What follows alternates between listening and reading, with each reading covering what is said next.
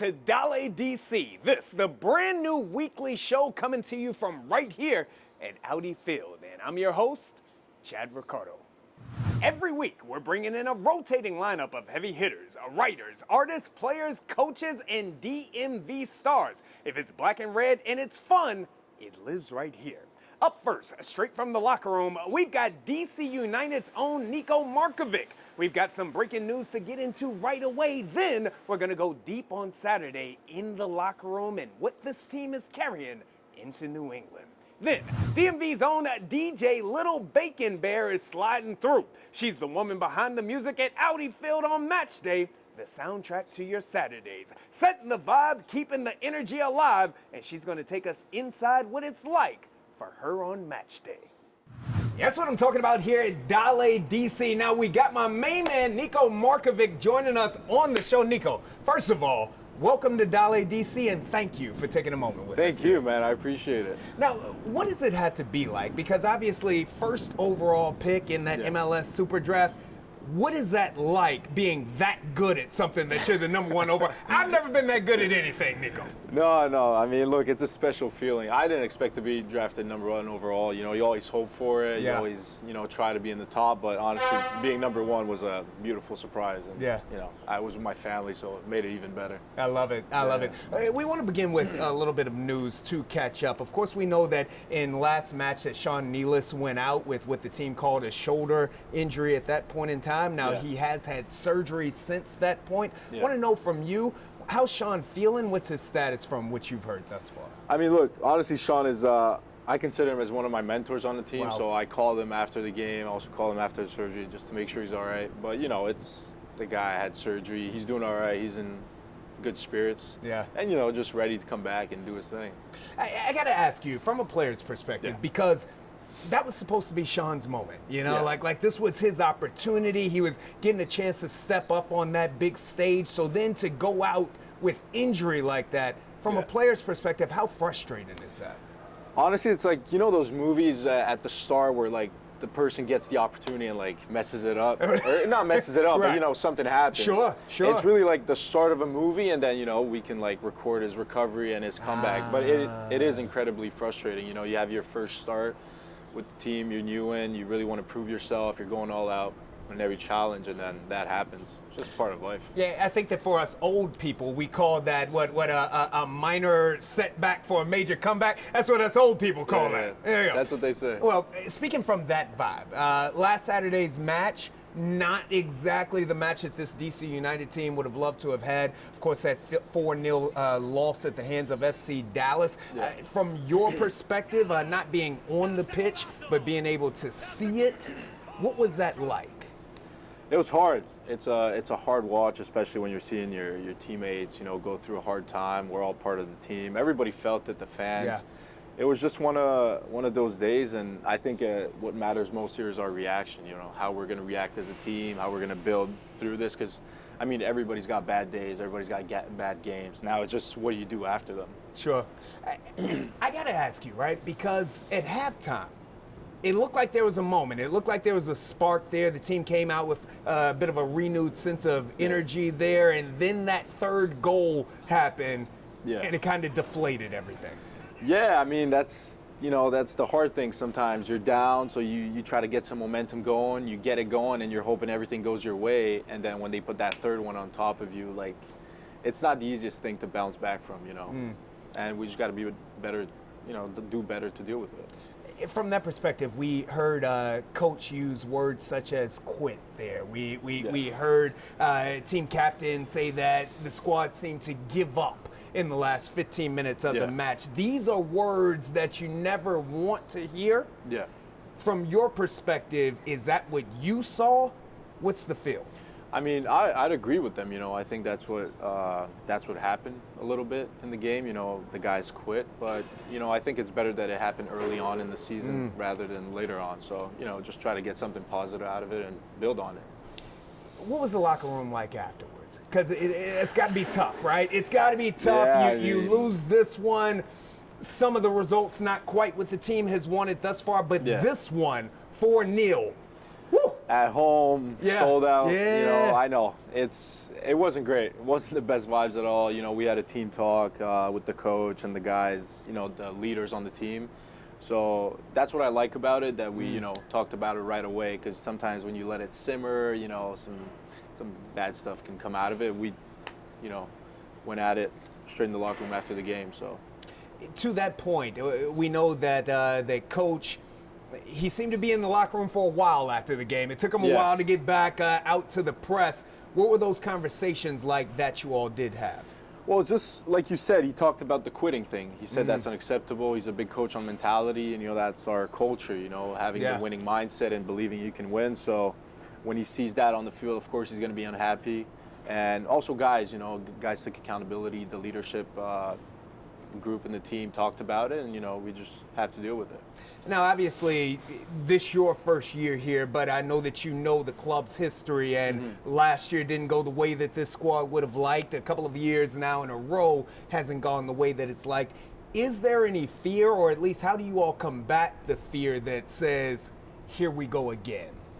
Yeah, I mean, I think with this coach and a lot of new guys coming in on the team, the plan right away was to do a lot better. You know, go for the playoffs, go to win the cup, you know, go do something awesome. And all right, like, you got to take that for what it is. It's something in the past, and now we're just trying to build on top of it. The coach is implementing a new culture. The guys are keeping each other accountable, and, you know, it's not going to be a perfect road, but, you know, it's one game, and of course we're going to bounce back. And to that point, this week, and that's the beautiful thing about sports, right? You can fall down, but you're going to have another chance to get back up. In training this week, what has the energy been like? Do you feel as though this team is setting up for a bounce back? Yes. I think training this week was great. It was intense. Guys were going. We're being very competitive in every drill. So I think we're, you know, on the right road to have a good weekend.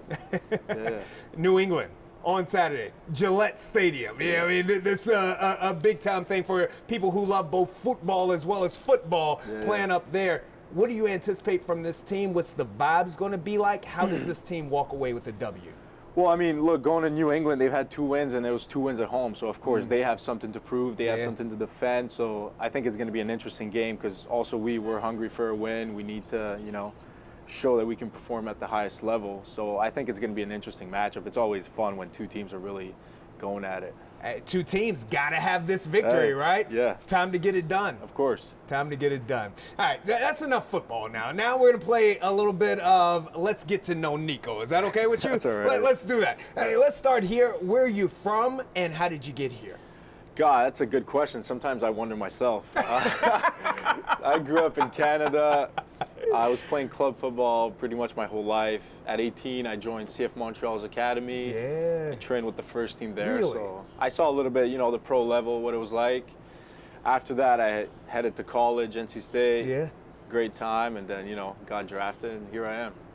NC State, while you were there, you had success as a captain, leading that team to places that program had never made it to.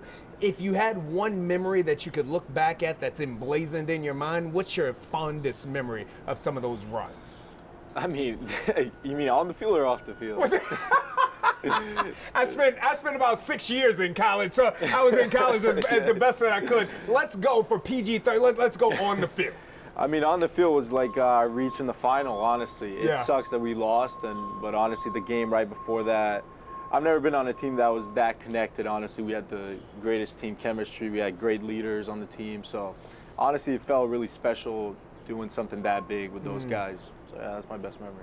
And word on the streets is that while you were a member of the Wolfpack, that experience kind of turned you into a film junkie, that you are someone who watches and analyzes film. What is the oddest thing that you have ever focused in on in terms of watching film?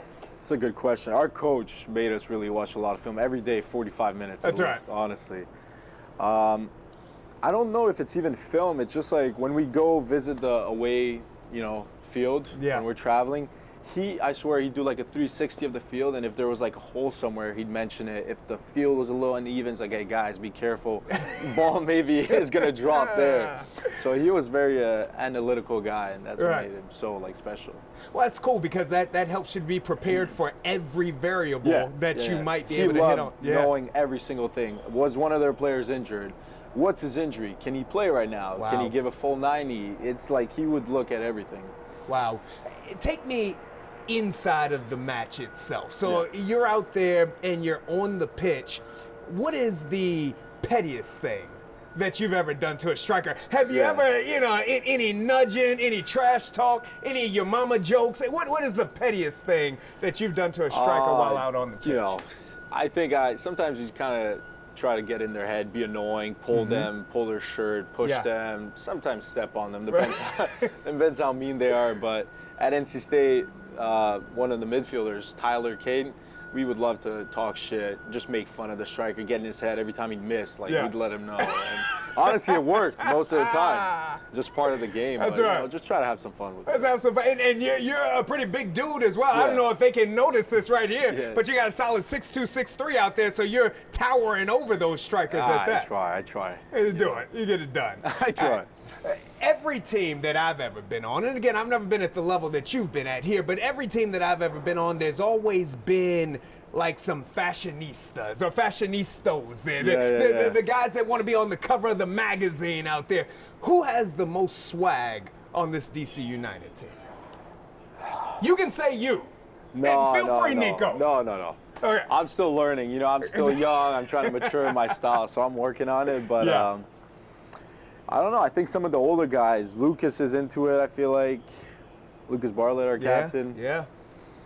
God, who else would it be? Kai.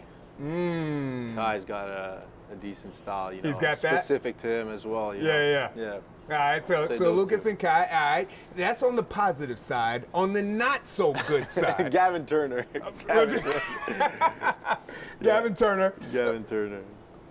Who do you not want controlling the music in the locker room? Who can't get near the iPod? God, I'd say myself because I just put Serbian tunes on, Serbian music on. I don't think the guys would like that. Some Serbian music. Yeah. I don't know that I even know what Serbian music sounds like. Give me some examples. You want me to start singing for you? I do want you to. That's what we brought you for here, Nico. You can put some in the video, but I mean, because I'm Serbian, right? My parents are Serbian, so my dad really got me into the music. And it's like older songs, but if you're not Serbian, if you don't feel the lyrics, forget it. So the Serbian music. So Nico is the individual that we are not letting. Yeah. Okay. All right. We mentioned Louis a minute ago. Someone that you have become close with here, that's your guy, that's your homeboy. At what point did you know that the two of you would hit it off? I mean, I have Richie. Richie's my roommate, right? We met in, I lost him in the final, first of all. Sure. Yeah.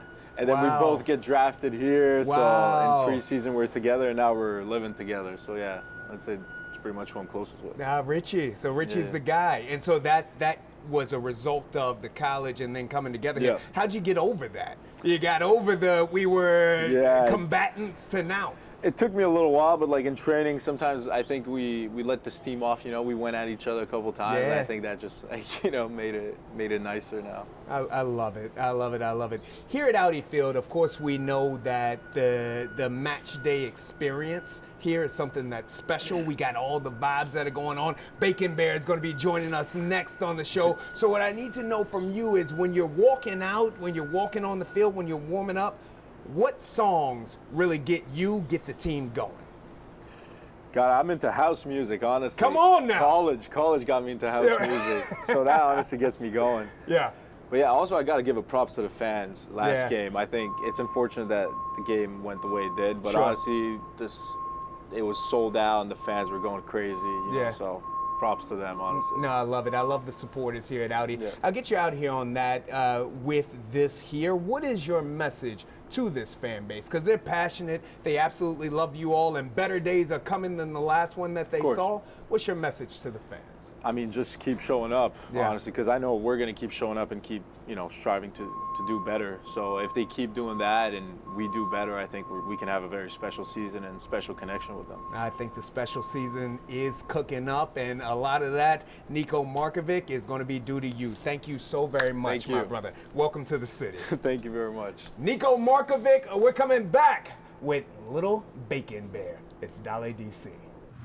Welcome back to DaleDC, and now this is the moment that we have all been talking about. It is time to bring the entertainment, all of the flair to the broadcast, the maestro of music here at Audi Field. Little Bacon Bear joins us. Little Bacon Bear, I am so excited. I told you last week I wanted to have you on, and here you are right now. Listen, we're coming in swinging, we're coming in hot, and I just gotta play my part. I can do my part. Oh, you can do your part and a couple of other people's parts as well. Like I said, maestro of music here. Obviously, you bring all the vibes, you bring all of the music here. First and foremost, what is that like? Okay, well, let's say this. So I DJ for not only DC United, for DC Power, so soccer is my world, that's where I'm living at. And honestly, it's infectious and it's a challenge every single week in the best way. I get a chance to play records that I wouldn't have ever considered. I get a chance to play things that reflect our players. I get a chance to put a little DMV in there too. So if I can blend all those things together, it makes a really good time, honestly. It sounds like you're making gumbo there. You know what I'm it's saying? like a little stirring, but I am cooking it up. I am cooking up. Little Chef Bacon Bear there. Yeah.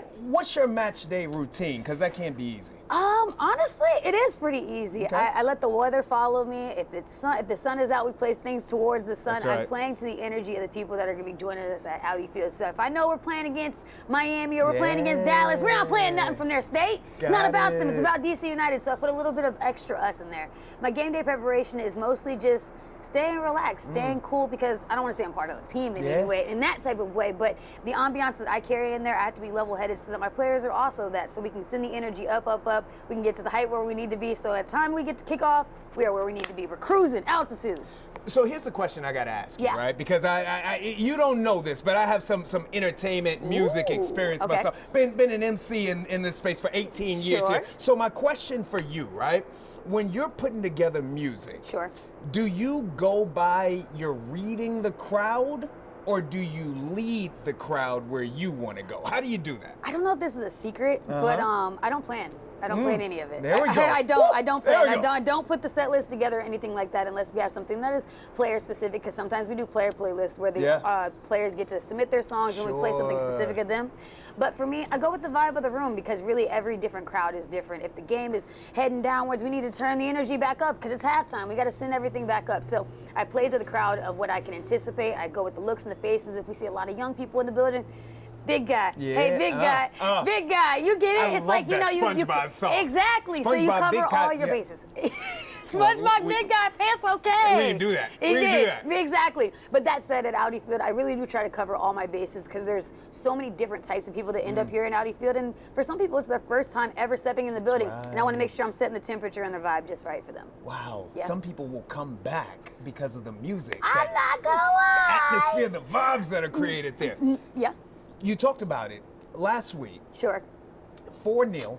Loss out here. Couldn't have been the easiest. What did that feel like? What did that feel like from your perspective? Like, I gotta keep the energy up. We gotta turn things around. We see a lot of great things happen in the second half in so many of our other games. So it's like, that's a chance to turn things around. I use halftime as a good reset point to remind our players that I'm still with you. The supporter section's still loud. We're still turned. The energy is still high, because there's a whole other half of the game still to be played. One of my favorite things, so I'll take you back some 7-8 years ago. Let's go back. I used to do the in-game hosting for DC United. Right before I got here, man. Right before you got here, I did the starting 11. I did the goal calls. That was when Wayne Rooney was here. That was such a remarkable feeling to do that goal call. So for you, when a goal is scored, What music are you playing? Is it the same thing, or are you mixing it up? Now, this might be a secret, but we go for a team song every year. We decide where we're going to go, where we're going to land, something that's representative of where the team is that year, and then we play that. I get a chance to celebrate with all the people to my left, my right. We dap each other up. We punch, we scream, we do all of that right there. So just we pick a song for the season, and we're run with that one so we can stay consistent. And when they hear that song, that they know that the record is up and out of here, and they know that the game is going. When the team wins. Yes, when we win. When the team wins. Yeah. What are the vibes in that atmosphere like then? Ooh, best case scenario. I turned it into a club. Yeah. Again, it's like, let's keep the good times going. Let's celebrate this win. Let's live on a high. Let's just have this good energy in Audi Field, and I think the players do feel it too. So it's like, let's just keep the good times going, That's truly. Right. Overall, when you look at this from match to match, what's your favorite thing about being the maestro of music here? What is my favorite thing? Honestly, the challenge of trying to imagine every single different type of person that might be in Audi Field, from young, old, Latin, not Latin, black, white, literally I try to cover every gambit of thing just so that I can make Audi Field an experience that we're supposed to all be a part of, which is rowdy Audi, lots of good energy. So anything that's going to send everybody else up into that space to meet me where I'm at with a smile on my face, even if things are going not necessarily in our way, just keeping the energy up and high, because we can turn things around with that. You kind of spoke to it there, but in terms of you being in the position that it is that you are, whether you're here at Audi or whether you're anywhere else, what's your goal? When you walk in, what is that goal? For the community to see itself and to hear itself. Same thing when I'm on the radio. I love to encourage people to be a part of the radio in which they're working with. I want to have you on my show in the same way here. I want you to feel like that you're a part of the Audi family when you come here. I want to play something that feels familiar to you, because we're familial and we're close. You know what I mean? Like, I'm seeking to draw that connect every single time. So same thing, community, put it all in there. As you welcome people into your house, exactly, my house, my space. You know, I share this space, I share this house, but definitely my house. Definitely your house. I get you out here on this, all right? Again, the last match here at Audi Field didn't go the way that the team would have loved for it to, but we want to get all of the fans back out here, getting them rowdy at Audi, watching good football and listening to some good vibes and good energy here. What's your message to the fan base? Those that might be feeling a little apprehensive about coming out, what's the message? I clap to our supporters. I clap to our supporters for going so hard, staying consistent through the highs, through the lows, but just staying consistent and staying behind DC United is a very big thing. We don't always get it right, but they continue to try, and I think that there's a new energy in this 2026 season. A lot of young faces, a lot of good energy going out there, and so I encourage them all the way through and through. I encourage you to come to a game if you've never been to a game. I encourage you to stick around, cheer loud, throw a beer, have a good time, because that's really what it's all about. And we turn things around. I'm confident in my Vamos United family. That's right. We want the wins, but win, lose, or draw, you're going to have a great time with Little Bacon Bear bringing all that energy. Good food, good music, good soccer. You really can't. You can get it all right here at Audi. You get it all right here. Where can the people at home watching right now, where can they catch up with you? Of course, you can catch me on the airways, 10 a.m. to 3 p.m. on the one and only 93.9 WKYS, so that's radio. And I'll be having some players on my show sometime, too. Oh, boy. So Gavin Turner stopped by. I think I had Mr. Hopkins also. We've had definitely some of them on the radio, so that's been a good time.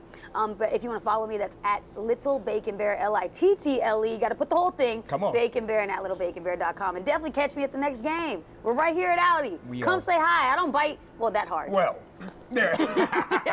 Little Bacon Bear on thank you. DaleDC. I appreciate it. Let's get it, bro. That's going to do it for this week's version of DaleDC. Want to give a huge shout out to Niko Markovic, an outstanding young man, outstanding out there on the pitch, and someone whom we hope will be one of the faces of this franchise for years to come. Also, a huge shout out to Little Bacon Bear, the DJ who brings you all of the vibes, all of the energy right here at Audi Field, as well as in all of her other platforms as well. For you watching at home, be sure to tap in to the podcast version of DaleDC. You can catch that on DC United's app, as well as all of their social platforms. And be sure to check out the match between DC United and the New England Revolution at 7:30 on Apple TV this Saturday. On behalf of everyone who made this show possible, I'm Chad Ricardo, DaleDC.